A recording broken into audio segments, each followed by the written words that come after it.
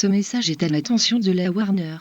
Le comics s'excuse de vous plomber la sortie de votre petit film Batman v Superman. Il aurait bien aimé qu'il en soit autrement. Bon, on va pas me faire tout un flanc parce que de toute façon j'ai pas le temps, hein. Moi il faut que j'ai du travail quand même, donc la Warner, la prochaine fois, si vous voulez pas que votre film soit plombé par la sortie du JT Comics, ben vous m'appelez, on fait en sorte que les plannings s'arrangent, hein. Vous décalez la sortie de votre film, de toute façon j'en avais même pas entendu parler de votre nanar, donc bon, j'ai fait mes excuses, j'ai été propre, mais maintenant vous êtes gentil, il y a pas mal d'actu, faut me laisser travailler, hein. Tout de suite, c'est les news de la semaine. Un comic book d'Harley Quinn exclusif à la Loot Crate.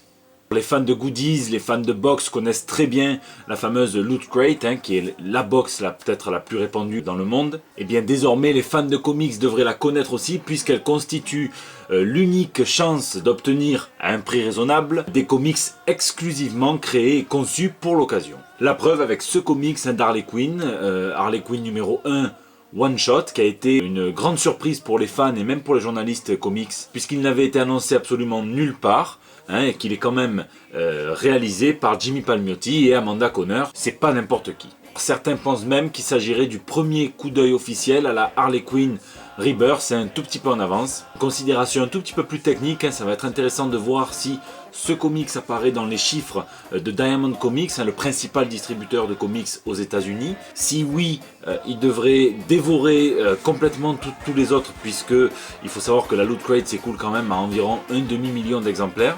Sinon, ça veut dire que DC va avoir quelques petits soucis pour avoir brisé le contrat d'exclusivité qui les relie à Diamond Comics, au distributeur. À suivre donc. Rafale de news. Ce week-end c'était le C2E2, hein, donc l'événement comics et pop culture de référence de Chicago. C'est l'occasion pour les éditeurs, surtout Marvel, hein, de faire pas mal d'annonces. Donc tout de suite on se met en mode rafale de news. On va avoir droit à plein de nouveaux comics, hein. Donc Marvel va publier un Star Wars Rogue One pour octobre prochain. Bendis veut revenir sur le personnage de Jessica Jones à plein temps, et ce dès qu'il a terminé la Civil War numéro 2 chez Marvel.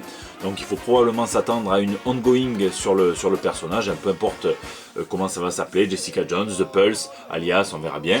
Et on peut également s'attendre à une ongoing sur Kate Bishop, hein, la Hawkeye version jeune et version fille, puisque c'est quand même quelque chose qui tient à cœur de l'éditeur apparemment. Avec Vought Loki, hein, le demi-frère de Thor, le dieu du mensonge, se présente à l'élection présidentielle américaine. Ça c'est par Christopher Hastings et Langdon Foss. Marvel va relancer le Daily Bugle, hein, pour faire la promotion de sa Civil War numéro 2. Le Daily Bugle, c'est cette espèce de petit journal, hein, qui sert à Marvel pour communiquer sur ses sorties et faire sa promotion de manière tout à fait décalée. Alors là, attention, c'est le moment Deadpool, parce qu'il y en a eu, hein, du Deadpool, ça vous vous en doutez. Marvel a annoncé une nouvelle ongoing dédiée à Deadpool. Ça s'appellera Deadpool Mercs for Money, il n'y a pas d'équipe créative qui a été annoncée, pas de date de sortie, on en saura plus dans les mois qui vont venir. Ce qu'on sait en revanche, c'est que le Deadpool numéro 13 sera un crossover entre, donc évidemment, le mercenaire favori de pas mal de gens, Daredevil, Iron Fist et Luke Cage. Et en plus, ça fera 80 pages, hein, quand même. Donc environ la taille d'un omnibus chez Panini, hein. On a aussi eu droit aux premières images du graphic novel de Deadpool, Bad Blood, par un des deux papas du mercenaire, hein, donc Rob Liefeld. Et je sais pas ce que vous en pensez, mais est-ce qu'il serait pas en train de se bonifier avec le temps, ce Liefeld, hein, donc d'être un petit peu moins caricatural, un petit peu plus réaliste, et moi je trouve ça très joli. Donc je pose la question, hein, dites-moi ce que vous en pensez, puisqu'on se moque souvent de Liefeld, mais il faut savoir reconnaître quand même quand c'est beau. Attention maintenant, c'est le moment Spider-Man. Un premier visuel du Spider-Man Dead No More, hein, donc plus mort du tout, qui ramène à la vie certains personnages clés de l'histoire du tisseur, hein. Donc on aperçoit l'oncle Ben dans le centre de l'image, on aperçoit aussi le Captain Stacy derrière lui. Donc qui est-ce qui va être ramené de la mort?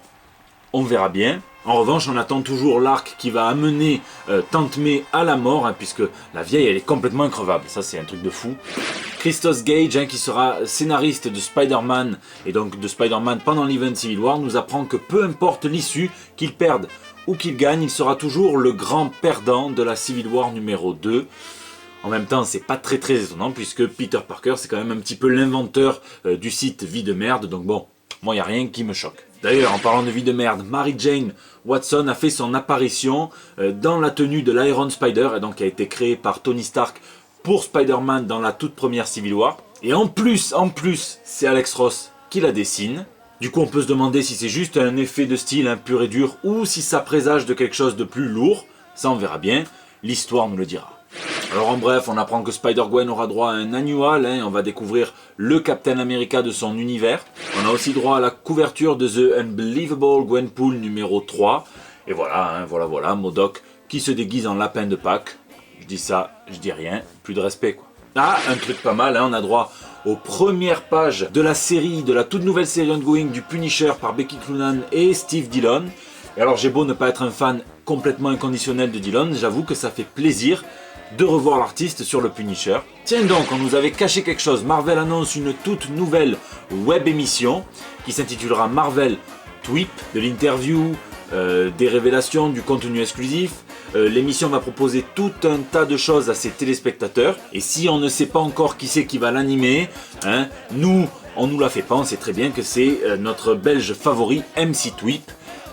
Donc bien joué mon gros, tu as réussi à te dégoter un petit contrat chez Marvel. Pas mal. Et d'ailleurs on en profite pour faire un gros bisou à tous les Belges et à tous ceux dans le monde entier qui souffrent des attentats. Mars était le mois des femmes de pouvoir chez Marvel, et bien juillet sera le mois des hommes puissants, puisque donc Marvel va sortir des variantes cover à l'effigie des hommes puissants donc de l'univers de la Maison des Idées, donc on les montrera dans des postures assez glorieuses et assez fières. On apprend même que Ant-Man a un camelto, regardez. Alors pour ceux qui ne savent pas ce que c'est un camelto, je vous laisse chercher sur Google. Moi c'est le pote d'un collègue à moi qui m'en a vaguement parlé. Bon. Tu t'enfonces, arrête. Ouais. Afua Richardson est désormais la dessinatrice de la série Blade, qui raconte les histoires de la fille du chasseur de vampires emblématique de chez Marvel. Et c'est pas Robert Pattinson. Calmez-vous de suite. Donc ça fait suite à une news que je vous avais donnée dans le JT numéro 5. Voilà, donc je sais que vous l'attendiez, que vous dormiez plus, vous étiez comme ça depuis. Bon ben voilà, ça y est, elle est là. Hop, on m'apprend que Squirrel Girl va massacrer tout l'univers Marvel. Voilà, ben je vais pas faire de vannes, je vais toutes les retenir parce que... Non, j'ai pas envie. Il dit quand même que ce graphic novel sera piloté par Ryan North et Erika Henderson. Alors c'est très dommage, mais il n'y a que très peu de news de la part de DC Comics. Apparemment leur conférence, ça sera plus la WonderCon de San Diego qui se tient le week-end prochain. Mais on peut désormais affirmer que Scott Snyder n'aura plus rien à voir avec le DC Rebirth. Et oui, je vous ai menti. Eh oui, je suis désolé. Je vous avais annoncé que, j'avais relayé l'info en fait, que Scott Snyder allait quitter Batman pour passer sur Detective Comics, mais apparemment pas, puisque Detective Comics va subir le régime Rebirth, donc 2 fois plus de contenu par mois, 2 comics par mois, et que les obligations de Snyder ne lui permettent pas de suivre ce rythme. Donc il travaille quand même sur un projet de Batman, voire même de quelqu'un d'autre, maintenant j'ose plus m'avancer, pour DC Comics. Donc on verra bien, c'est à suivre. Je suis désolé pour le petit mensonge, ça arrive même aux plus grands, désolé. Voilà, je vais vous laisser digérer toutes ces news, il y en a eu quand même pas mal d'autres, c'était Valiant aussi qui a fait pas mal d'annonces, dont notamment la signature de 15 contrats d'exclusivité avec des artistes, ça c'est tout sur ma page Facebook. N'oubliez pas que vous pouvez me laisser vos petits messages pour apparaître dans le bandeau, sur Facebook, sur Twitter, sur YouTube, où vous voulez. J'espère que ce JT vous aura plu, n'oubliez pas, lisez, et je vous donne rendez-vous la semaine prochaine pour de nouvelles toutes fraîches. Ah c'est 5 camelto. Ah mais c'est une... Ah oui d'accord, ça n'a rien à voir avec le chameau en fait.